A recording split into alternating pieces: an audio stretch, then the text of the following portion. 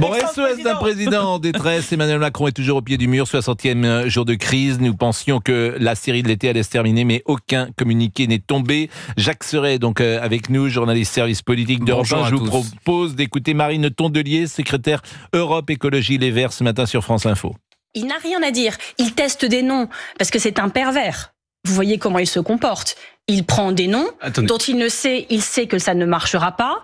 Tous les jours, quand on se réveille en ce moment, et là ce matin c'était Michel Barnier, on a un portrait politique de l'homme du jour. D'ailleurs, mettez leurs têtes successivement les uns à côté des autres, c'est quand même toujours le même portrait robot. Enfin, moi j'ai en tête la cérémonie des Jeux Olympiques, une certaine idée de la France où on se voyait que ce pays il a évolué, que c'était moderne. C'est ça la France qu'on aime. Quand on regarde les portraits de premiers ministres successifs que Macron envisage, c'est quand même pas exactement représentatif. C'est quoi le problème ?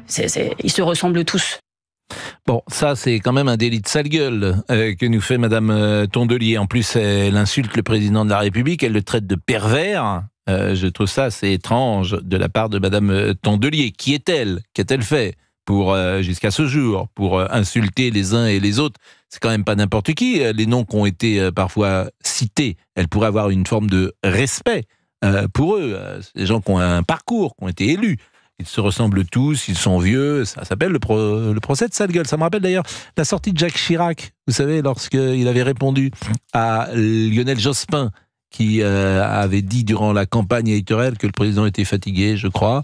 Et puis Jacques Chirac avait fait une réponse extraordinaire. C'est une question qui était posée par notre ami Gérard Leclerc. Et vous vous souvenez pas de ce passage extraordinaire de Jacques Chirac ? Il avait été formidable dans cette réponse. Bref, on pourra la retrouver peut-être avant 13h. Laurent Jacobelli, député du Rassemblement national, il était ce matin sur TF1. Je vous propose de l'écouter sur Emmanuel Macron. Vous savez, je suis gaulliste. Le général de Gaulle, si il avait eu une assemblée qui ne lui ressemblait pas après une dissolution, il serait parti. D'ailleurs, il l'avait dit à M. Perfit. Et je pense que c'est une évidence. Aujourd'hui, la France ne peut pas continuer avec Emmanuel Macron. Si c'était un président de la République responsable, sage, et qu'il pensait au peuple français, ça fait déjà longtemps qu'il aurait fait ses valises.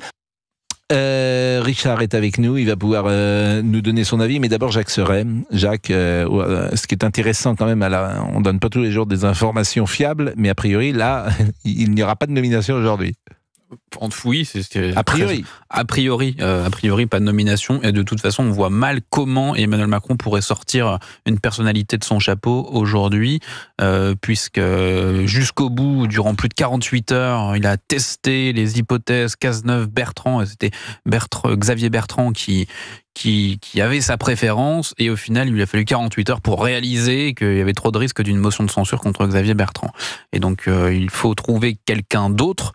Ce matin, c'est le nom de Michel Barnier qui revient. Mais là encore, en a-t-il envie ? Est-ce que les Républicains le soutiendraient ? Est-ce que Marine Le Pen le censurerait ? Toutes ces questions n'ont pour l'heure pas de réponse, en tout cas du côté de l'Élysée. 11h09, on marque une pause et on est avec Richard dans une seconde. Richard qui habite dans les Ardennes, je crois. C'est bien cela, Richard ? Ah, pas du tout, j'habite dans le Var. Ah bon ? Oh, excusez-moi. Bon, bah alors, c'est monsieur. Ils confondent les Ardennes. C'est vrai que d'abord, c'est deux départements qui sont géographiquement proches. Là, pour le coup, c'est de ma faute. Excusez-moi. Richard, effectivement, qui habite dans le Var. Où ça, dans le Var, Richard ? J'habite à Cabas, dans le Var. Ah, pardonnez-moi ? Cabas. Cabas, C-A-B-A-S. Cabas. Oui, c'est 2 S. C'est un petit village. Cabas. Voilà, calme. Ah oui, ça je ne connaissais pas Cabas. Bon. Ouais, c'est à proximité de Brignoles. Voilà. Ah, je connais Brignoles. Et voilà. Bon, que voulez-vous nous dire sur Emmanuel Macron, Richard ? Alors, comme dans les gens, je suis honoré de pouvoir discuter avec vous et avec les gens qui sont sur votre plateau, d'accord ? Alors, pour moi, Emmanuel Macron, c'est un petit capricieux, c'est un dictateur, et il est imbu de sa personne. Ce monsieur, dont je rappelle quand il était élu en 2017, il disait quand il était jeune, il avait des cuillères en argent ou en or, il vivait on lui donnait 400 € d'argent de poche. Quand j'étais jeune, parce que j'ai 67 ans, hein, j'avais tout juste 10 €, 10 francs ou 15 francs maximum, d'accord ? Et il accepte, c'est un petit royaliste, il accepte pas que le peuple puisse s'exprimer. Voilà. Donc là, au niveau, ce que je disais tout à l'heure hors antenne, au niveau du Premier ministre, il veut tout simplement un Premier ministre qui mange dans ses mains, et comme M. Barnier d'ailleurs, qui est pro-européen, qui veut que la France soit tout simplement une région et plus un pays. Voilà. Et moi, je suis contre M. Macron et sa politique. Pour moi, tout simplement, au niveau Premier ministre, pour désenclaver actuellement ce conflit, c'est en premier Isnar, qui est quand même président des maires, confondu de toute politique, président des maires, et après Éric Ciotti. Les autres, quand on voit M. Bertrand... Richard, j'entends, et vous avez parfaitement raison, vous êtes engagé à droite, et je le comprends, mais David Lisnard, s'il est censuré par le Rassemblement national, on part du principe que le Premier ministre de droite sera censuré par le nouveau Front populaire. Nous sommes d'accord. Donc ça fait déjà 193 voix qui seront contre le futur Premier ministre s'il est nommé à droite. Après, s'il est aussi censuré par le Rassemblement national, ça veut dire que le gouvernement est censuré. Et c'est toute la difficulté d'Emmanuel Macron. Donc de trouver un Premier ministre non censurable. Eh bien, alors moi je pense que Éric Ciotti et Isnar ne seraient pas obligés. Mais Éric Ciotti serait censuré cette fois-ci par la Macronie. Oui, d'accord, mais je vais donner autrement la seule solution, c'est que M. Macron démissionne. Il s'est mis dans la natte. Oui, mais je suis d'accord avec vous. S'il ne veut pas, vous ne pouvez pas forcer quelqu'un à démissionner, Richard. S'il ne veut pas, il faut que les parlementaires prennent quand même. C'est le peuple qui dirige la France. C'est pas une personne. Mais le peuple a élu Emmanuel Macron en 2022 pour un mandat de 5 ans. Oui, mais je vous rappelle, Pascal Pro, que dans la Ve République, le président de la République est au-dessus, donne les directives, et c'est le Premier ministre qui tout simplement gouverne le pays. Par contre, depuis Nicolas Sarkozy, alors Hollande et Macron, ils se sont pris le poste de Premier ministre. Ils font les deux. Et donc, directement, ce Premier ministre, c'est un petit pion qu'on déplace quand on veut. Il y a du vrai dans ce que vous dites. Il y a du vrai, effectivement, qu'aujourd'hui, on vote. Alors, c'est aussi les démocraties occidentales modernes. C'est-à-dire que vous votez pour quelqu'un et les gens ont envie que la personne pour qui elles ont voté mette les mains dans le cambouis.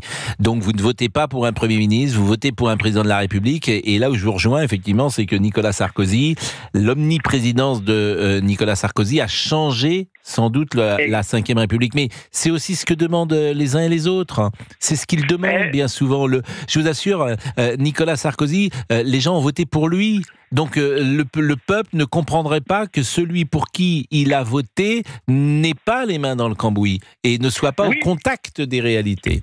Non, mais qui mène les grandes lignes, ça je suis d'accord avec vous, il n'y a pas de problème. Mais après, c'est son Premier ministre à gouverner, à mettre, déjà les ministres qui veut, et pas qu'on y impose, d'accord. Mais Richard, je vous interromps. Richard, je vous interromps parce que l'actualité le commande. Bon. je ne sais même pas s'il réfléchit à ce qu'il dit. C'est quasiment automatique. Merci, Émilie Dess. Bon, Richard, un dernier mot peut-être. Le jingle. 11h, 13h. Pascal Pro sur Europe 1. Richard, on vous a coupé tout à l'heure. Bon, j'ai bien compris que vous êtes un anti-Macron, certes. Vous avez voté pour qui d'ailleurs aux législatives ? Pour le RN, parce que j'estime qu'il faut un parti qui reconnaisse la France. Macron ne reconnaît pas la France, mais il ne reconnaît pas. Pour lui, on n'a pas eu d'histoire. Et puis le lendemain, il redit oui, on a une histoire. Et il est pro-européen. Et il veut tout simplement que la France s'efface, devienne une région par rapport à l'Europe, et que c'est l'Europe qui nous gouverne. Je suis désolé, je suis européen, mais pas jusqu'au bout excusez-moi l'expression, de baisser mon pantalon. On peut être européen, mais la France, c'est une identité. On est judéo-chrétien, je ne vois pas pourquoi on doit s'effacer dans ce monde qui devient fou. Voilà. Bon, c'est comme ça, mon point de vue. Et Macron, ne fera jamais rien pour les Français, malgré ce qu'ils disent, d'accord. C'est comme là, regardez, pendant les législatives, il a encensé le RN, et maintenant il les contacte pour dire...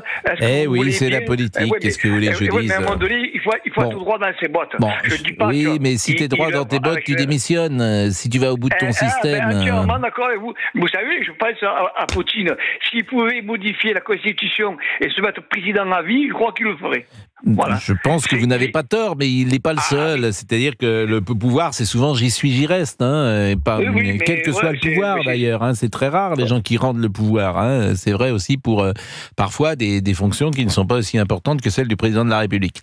Bon, qu'est-ce que vous allez faire aujourd'hui? Il fait beau dans le Var, Richard? On a eu des petits orages, des gros orages. Vous avez raison. Oui, voilà, puis là, maintenant, il y a sur les radios, je pense qu'après-midi, on va aller promener, on va aller faire la marche à couilles. Je suis retraité, moi. La marche à quoi? J'ai retraité, je travaille pendant 47 ans.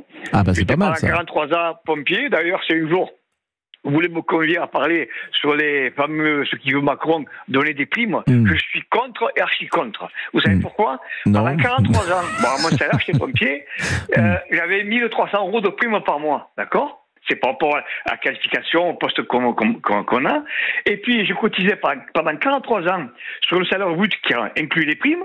Mais arrivé à la retraite, les primes ne comptent plus. Donc, on prend que le salaire de base. Et là, vous avez combien de retraite aujourd'hui à 67 ans? J'ai 1800 € par mois et j'étais donc chef de garde, arrêt des responsabilités. Les primes qu'on cotise, elles ne sont pas effectivement comptabilisées. Mais par exemple, vous avez un appartement, une maison qui est à vous ou vous êtes en location? Non, je suis en location. Oui, ça c'est ennuyeux. À 67 ans, il y a un budget location toujours. Voilà, mais par contre, ce que je sais, c'est que si on m'avait dit que les primes n'étaient pas prises en compte pour la retraite, je me serais battu pour que soit on ne nous prélève pas des impôts dessus, pas de charges, ou autrement, parce qu'on est comptabilisé pour la retraite. Ou autrement, j'entends bien. Et vous faites une activité à côté rémunérée ou vous avez tout arrêté? Non, je fais beaucoup d'associatifs, donc là, je suis parti d'un comité forêt. Et vous êtes tout seul ou vous êtes en couple? Tout seul. Ouais, donc il n'y a pas un deuxième salaire ou une deuxième aide qui arrive. Non. Par contre, même seul, je suis imposé, ça c'est sûr. Ah bah oui, vous êtes imposé avec 1800 € par mois? Ah oui. Vous payez combien d'impôts par an? Là, pour actuellement, il me pourrait avoir 200 € par mois, ça fait de... Vous payez 200 € par mois, vous payez 2500 € par an? Ah oui. C'est beaucoup quand même. C'est 1800 € net. C'est 1800 € net. Et vous avez des enfants, Richard? Ah oui, j'ai 4 enfants, mais ils sont majeurs, donc ils sont plus avec moi. 4 enfants? Ah oui, ça je me doute bien, avec 4 enfants. Mais ils sont majeurs, ils sont plus avec moi. C'est la vie, c'est comme ça. Bon, en tout cas, merci. Et puis, je crois que c'est la première fois que vous nous appeliez, Richard? J'essaie plusieurs fois de rentrer en contact avec vous, donc j'ai jamais pu. Mais essayez de nous appeler, parce que moi, j'aime bien avoir des auditeurs comme vous, parce que on devine un parcours de vie et une proximité avec le terrain, avec les uns et les autres. Et puis, vous représentez tout à fait une France, une voix qu'on n'entend pas si souvent dans les médias. Vous voyez. Pour vous dire, j'aime pas des fois, on me dit, ouais, mais toi, je suis pas raciste. J'étais pompier de métier. Donc, j'ai eu des accidents, j'ai toujours œuvré, j'ai sauvé des vies dans ma profession. Moi, j'aime tout le monde, mais j'aime qu'on me respecte, j'aime le respect, on vit dans un monde où on doit se respecter. Cabas, le petit village de Cabas. C'est combien d'habitants à Cabas? 1300. C'est un petit village.